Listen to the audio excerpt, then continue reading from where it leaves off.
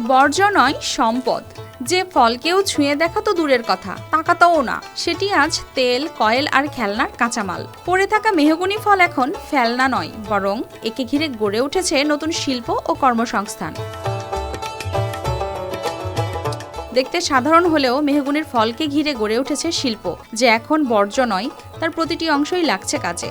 শক্ত আবরণ দিয়ে তৈরি হচ্ছে মশার কয়েল, পাতলা খোলস ও ভেতরের অংশ যাচ্ছে খেলনা তৈরির কাঁচামাল হিসেবে, ও বীজ থেকে তৈরি হচ্ছে উৎপাদিত তেল, যা কৃষিকাজে ব্যবহার করা হয়।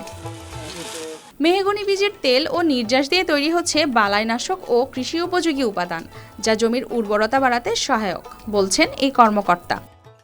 কলারোয়ার কেরালকাতা ইউনিয়নের অনেকে এক যুগেরও বেশি সময় ধরে মেহগনির ফল প্রক্রিয়াজাত করছেন। এই কাজেই তারা হয়েছেন স্বাবলম্বী ও বেড়েছে কর্মসংস্থান। তারা আরও বলেন, একসময় মেহগনির বীজ মালয়েশিয়া সহ বিভিন্ন দেশে হতো রপ্তানি।